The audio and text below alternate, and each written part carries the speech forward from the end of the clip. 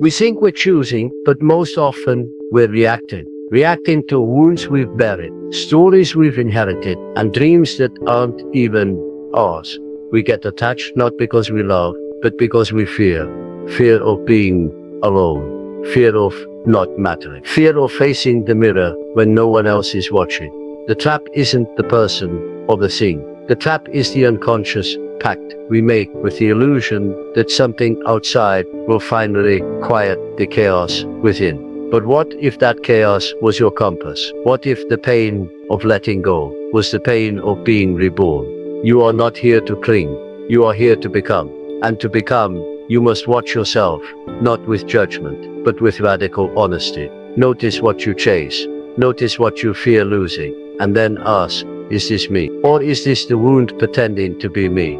True freedom does not shout, it whispers. And the first time you hear it, it may sound like loss, but stay with it. It is the beginning of everything real. Attachment to what you deny in yourself.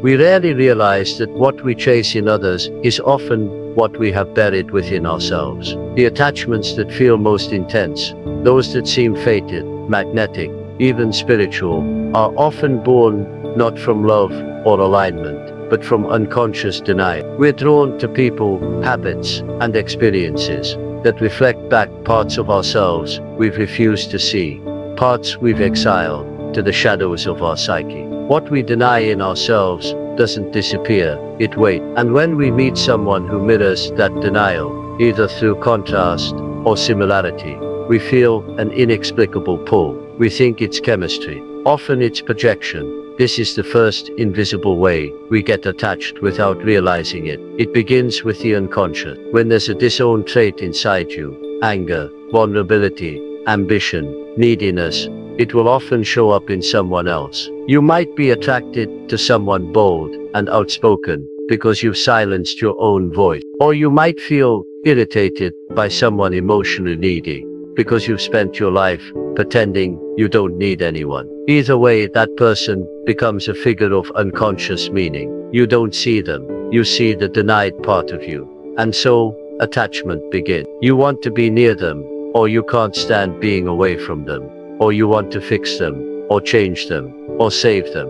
It feels like connection, but it's actually a psychic hook. They're holding a part of your soul you've disowned. And until you reclaim it, you remain bound, not to them, but to the unresolved material within yourself.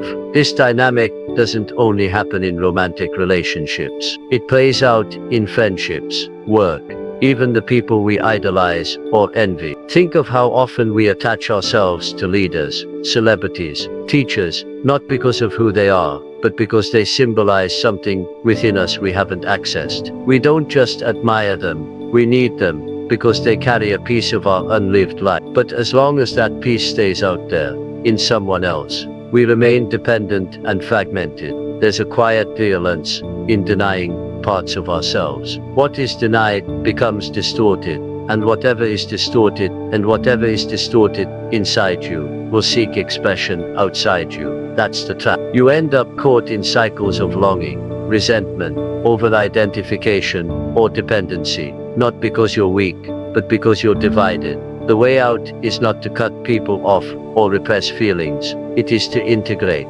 You begin to ask, what do I see in this person that I'm not owning in myself? What part of me am I running from? What quality am I secretly starving for? When you can answer those questions honestly, the spell starts to break. The attachment loses its compulsive edge. You begin to see the other person clearly, and you begin to see yourself more whole. It's uncomfortable, yes, because reclaiming what you've denied often means facing guilt, shame, grief, or fear. It means giving up the illusion that someone else will complete you, save you, or carry the burden you refuse to carry. But this is the deeper work of freedom, not escape, not avoidance, integration. In the end, every attachment rooted in denial is a call to return to yourself. The pain of that attachment is the psyche's alarm bell, warning you that something essential is missing within. But nothing is truly lost. You're not broken, you're split. And healing is not about perfection, but wholeness. The people you are drawn to, the ones you cling to without knowing why, they are not the answer. They are the mirror. And when you're ready, you will look into that mirror not to grasp, but to emotional echoes masquerading as love.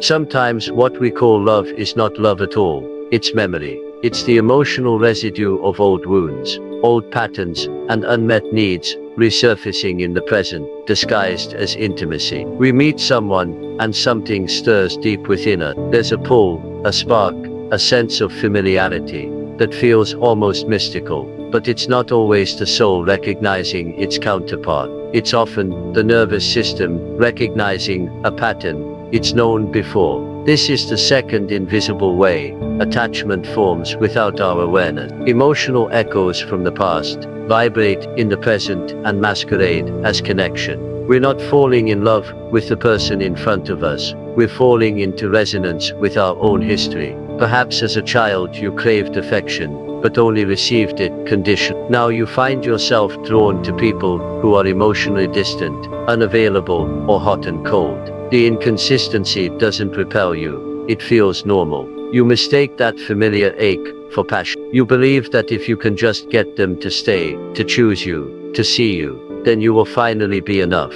But it's not them you're truly seeking, it's the resolution of something long ago. This is how the psyche works. It repeats what is unresolved in an attempt to complete the story. But love built on unresolved pain is not love. It is reenactment. You become the child again, hoping the ending will be different this time. You confuse the emotional charge for depth. You confuse longing for love. And in doing so, you get trapped in a cycle where your healing depends on someone else's behavior. The intensity of these attachments is misleading. Just because it feels strong doesn't mean it's. Many people stay in toxic relationships, not because of love, but because the emotional landscape feels so eerily familiar. The chaos mimics their early environment. The highs and lows are like home. They may not like it, but their inner world has been wired to expect. Safety feels foreign. Peace feels boring. So they chase emotional turbulence, calling it chemistry, unaware that they're just chasing the ghost of something unresolved. These emotional echoes are subtle. Sometimes they show up as caretaking. You fall for someone broken because it makes you feel needed, useful, valuable. Sometimes they appear as obsession. You can't stop thinking about someone who barely knows you, not because they're right for you, but because they stir something forgotten inside you. Sometimes it's anger, or jealousy, or the feeling that you can't live without. But if you trace that thread back far enough, you often find a younger version of yourself still waiting to be seen, held, or chosen. Healing means becoming aware of the difference between emotional familiarity and emotional alignment. It means asking hard questions. When you're drawn to someone, is this connection or compulsion? Is this love or a longing to repair something from my past? Is this person really who I think they are? Or are they playing a role in a story I've carried for years? There's no shame in this. We all carry emotional echoes. We all seek resolution. But true love isn't about reenacting old pain. It's about building something new, grounded in clarity and wholeness, not desperation. To reach that kind of love, we must first learn to separate what feels intense from what is actually nourishing. And that starts with awareness. When you feel that deep pull, pause, listen, ask yourself what it reminds you of, not just who it reminds you of. The past echoes in the present, but you do not have to follow its script. You are allowed to choose a different story, one not rooted in pain, but in presence, not in the need to be completed, but in the courage to be whole. Projection creates illusions of connection. We often believe we're connecting with someone, when in truth, we're connecting with an image we've created in our own mind. This is the quiet deception of projection. When we assign our own unconscious hopes, fears, desires, and wounds onto another person, and mistake them for reality, what we see in them isn't them, it's a reflection of something unacknowledged within ourselves. And yet we cling to the illusion, believing we've found a soulmate, a savior, or an answer to some unnamed hunger. This is another invisible way attachment takes root, not through true understanding, but through fantasy. The psyche, unable to bear the weight of its own contents, casts them outward. You may project your longing for security onto someone simply because they seem calm. Or you might project your need for validation onto someone charismatic, assuming they can give you the worth you haven't given yourself. You don't see them clearly, you see what you want them to be. The more emotionally charged the projection, the more convincing the illusion. You might feel a sudden and powerful connection to someone you barely know. You finish their sentences, feel seen, feel alive in their presence. But underneath the intensity is a psychological trick. The person has become a screen for your internal movie. You are not falling in love, you are falling into projection. Projection isn't just romantic, it shows up in friendships, authority figures, even strangers. You idealize someone who shows a trait you haven't developed: courage, creativity, freedom, and attach yourself to them, believing they possess something you lack. Or the opposite happens. You despise someone for showing traits you refuse to admit live in you too: selfishness, arrogance, insecurity. In either case, the connection isn't authentic. It's a mirror distorted by avoidance. These projections are often born from childhood. When we weren't allowed to express certain emotions or needs, we split off those parts of ourselves and buried them. Later in life, we unconsciously look for others to carry what we could not. This creates emotional dependency. The other person becomes a container for something deeply personal, yet unknown. We feel bonded, even addicted, but it's not a bond rooted in reality, it's a bond built on illusion. This is why some relationships feel like waking up from a dream when they end. The person didn't change. You finally saw them without the projection, and with that clarity, the attachment dissolves. What you thought was love was often unprocessed longing. What you thought was connection was unspoken need. Breaking the spell of projection requires self-inquiry. You must ask yourself, what am I seeing in this person that I have not owned in myself? If you feel an overwhelming attraction or aversion, that's often a clue. Strong emotional responses are rarely just about the other person. They are invitations to look within. What part of you is being awakened? What story are you trying to rewrite? The challenge is to stay conscious. To see others as they are, not as symbols, not as solutions, but as humans with their own inner lives. Real connection begins when projection ends. It's quieter, slower, and less intoxicating, but it's also more honest. It asks you to show up fully, without needing someone else to carry your unmet needs or disowned traits.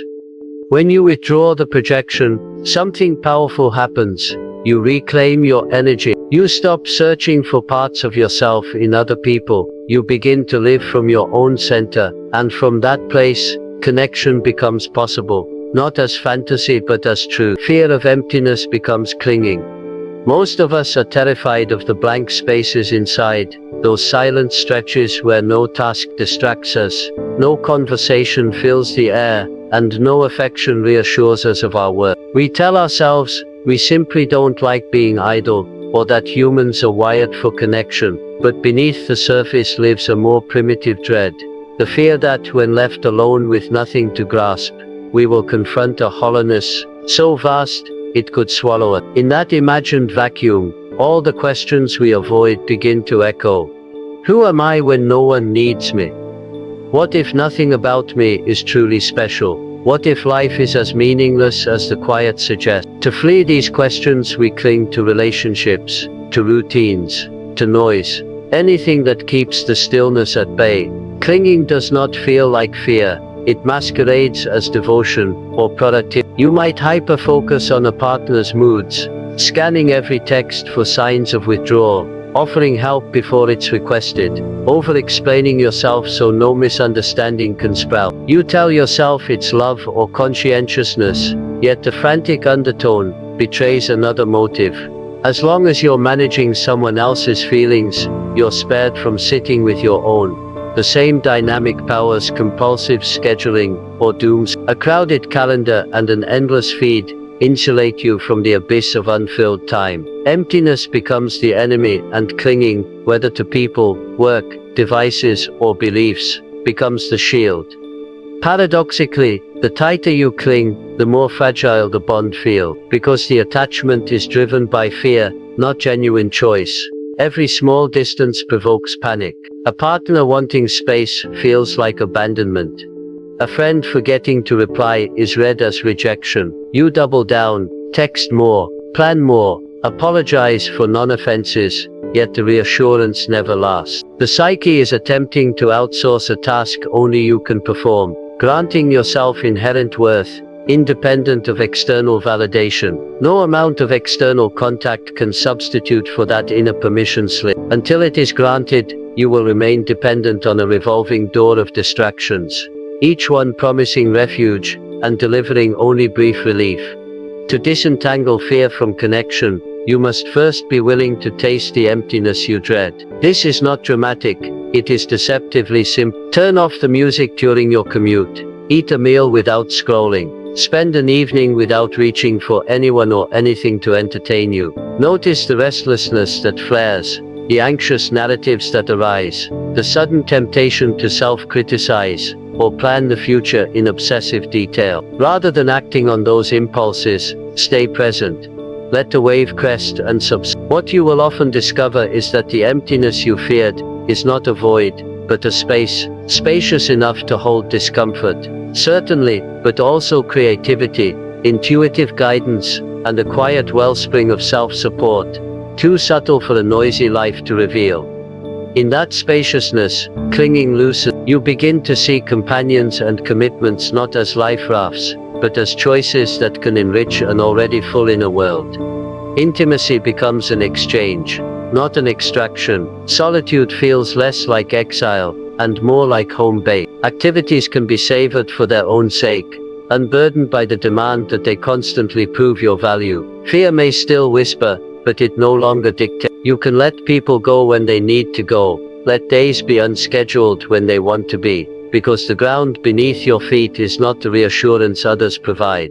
It is the quiet confidence grown inside the very emptiness you once fled. Role-based identity forms chains. From a young age we learn that being seen often depends on playing a role. Maybe you were the responsible one, always reliable, always mature beyond your years, or the helper, always giving, always kind, even when it hurt. Some became the achiever, collecting praise like armor. Others the peacekeeper, managing everyone's emotions while ignoring their own. These roles often emerge as survival strategies, adaptations to family dynamics, cultural expectations, or early emotional environment. They help us feel safe, needed, even loved.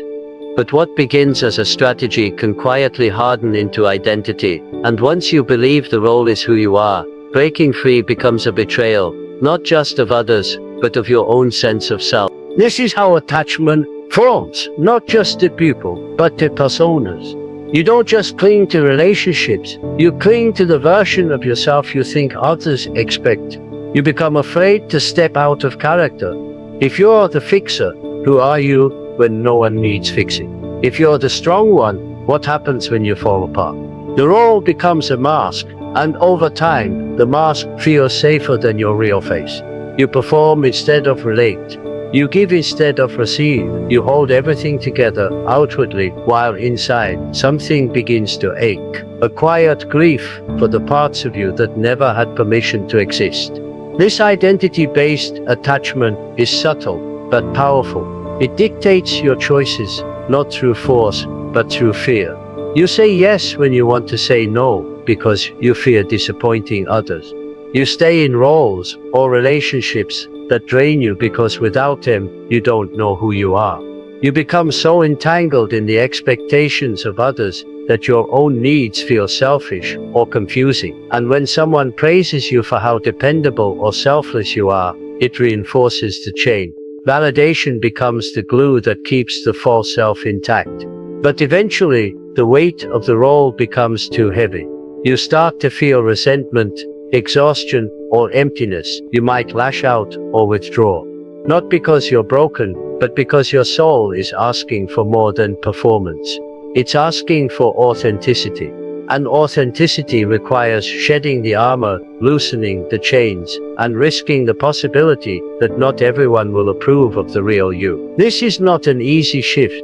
Letting go of role-based identity feels like walking into the unknown. Without the labels caregiver, achiever, peacemaker, you may feel exposed or lost. You may fear becoming invisible. But this discomfort is necessary, because underneath the role is a self that's never been fully lived. Messy, complex, honest, and whole. This self does not exist to meet others' needs. It does not measure worth by usefulness. It is enough by simply being. To begin releasing the chains, you must first name them. What role have you been playing? Who benefits from you staying in that role? And what parts of you have been silenced to maintain it? Awareness breaks the spell. From there, give yourself permission to act out of alignment with the role. Say no, rest, speak up, admit weakness, ask for help. These small rebellions are acts of liberation. They are declarations that you are not here to perform, but to live. As you step out of the roles you've clung to, the right people will adjust. Some may fall away, others may resist your change, but those who truly see you, the real you, not the version you crafted for survival, will remain. And in their presence and your own, you will find a freedom far greater than approval. The freedom of finally belonging to yourself. The need to fix others is self-avoidance. The impulse to fix others often masquerades as compassion. But beneath the surface lies something far more complex. When you feel an urgent need to rescue, advise, or heal someone, it can feel noble, like a calling. You tell yourself you just care deeply, that you see people's potential, that you want to help them become their best selves. But the truth is, this compulsion is rarely about them. It is more often an unconscious strategy to avoid facing what is unresolved within yourself. Fixing becomes a distraction, a way to externalize inner discomfort. Instead of sitting with your own pain, confusion, or fear, you pour all of your attention into someone else's struggle. Their chaos becomes your purpose, their healing becomes your mission. And as long as you are entangled in their process, you don't have to confront your own. You remain too busy, too invested, too needed to look inward. This kind of attachment is deeply seductive. It gives you a sense of identity and control. You may feel important, even indispensable. You might believe that if you can just fix them, they'll finally be okay. And maybe, just maybe, then you'll feel okay too. But this is a trap. Because the moment they resist your help, or fail to change, or relapse into old patterns, you feel helpless, angry, or rejected. The illusion breaks, and you are left not only with their unresolved pain, but your own, still untouched, still waiting. The dynamic often begins early. If you grew up in an environment where emotional attunement was lacking, or where you had to earn love by being useful, the impulse to fix becomes a survival strategy. You learned that your value comes from what you can do for others, not from who you are. And so, even in adulthood, you gravitate toward brokenness. Not because you're drawn to suffering, but because being the fixer makes you feel safe, worthy, or in control. But true connection doesn't require fixing. In fact, the urge to fix often interferes with intimacy. When you see someone as a project, you stop seeing them as a person. You impose your idea of what they should become instead of accepting who they are. You might offer advice when they really just needed presence. You might push change when what they needed was space. What you call love becomes control, cloaked in concern. And here's the deeper irony: the traits you most want to fix in others are often the ones you're unwilling to face in yourself. You judge their weakness because you haven't made peace with your own. You're impatient with their confusion because your own uncertainty feels intolerable. You can't bear their pain because you're still running from yours. Fixing them becomes a proxy war for the healing you've postponed. Breaking this pattern requires courage. It means turning inward and asking, what parts of myself am I trying not to feel? What would I have to face if I stopped focusing on everyone else's problems? Where do I feel powerless in my own life? These are not easy questions, but they are necessary ones. When you begin to do your own inner work, the compulsion to fix others loses its grip. You become more present, more accepting, more capable of true support. Not because you're trying to change someone, but because you've changed your relationship to your own discomfort. You hold space instead of offering solutions. You listen without agenda. You love without needing to rescue. And that shift, subtle, quiet, radical, is where real transformation happens. Not just for others, but for you. Because the freedom you were chasing by fixing someone else was never out there. It was waiting, patiently, inside you.